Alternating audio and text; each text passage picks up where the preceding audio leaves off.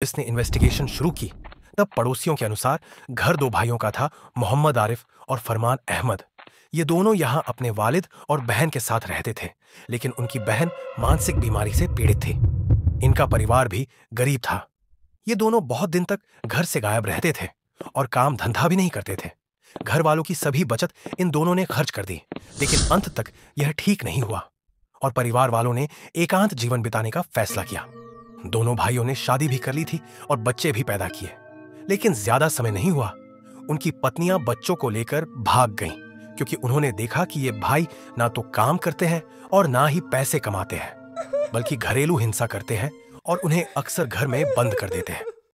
बाद में आरिफ अली के माता पिता के निधन के बाद उनके पास कोई आर्थिक स्रोत नहीं बचा। काम करना भी संभव नहीं था। दोनों भाई अब काम करने के लिए वे सबसे सरल तरीका चुनते थे। जो भी ताजा ताजा शव दफनाए जाते थे, उनको कब्रिस्तान से चुरा कर ले आते थे। शरीर को चुराकर उस पर से सोना और चांदी चुरा लेते थे और उन्हें बेचकर पैसे कमाते थे, और उसके बाद शव के मांस को काटकर छोटी छोटी टुकड़ों में बदल देते थे। उसके बाद करी बनाकर खा लेते थे। यह काम उनकी जीवन का साधन बन गया। इस प्रकार केवल 5 सालों में उन्होंने 90 से अधिक शव खा लिए थे। इस घटना के सामने आने पर सभी पाकिस्तानी लोग स्तब्ध रह गए। यहां तक कि बहुत से निवासी अपने हाल ही में मरे हुए प्रियजनों को दफनाने से डरने लगे।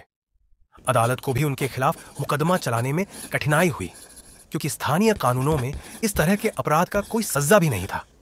मृत रिश्तेदार ने उन दोनों भाइयों पर अदालत में मुकदमा चलाया, पर अदालत में, क्योंकि स्थानीय कानूनों के अनुसार यहां पर मृत व्यक्ति को अपमानित करने का कोई अपराध नहीं है, फिर भी अदालत ने दोनों भाइयों को 2 साल 6 महीने की सजा सुनाई।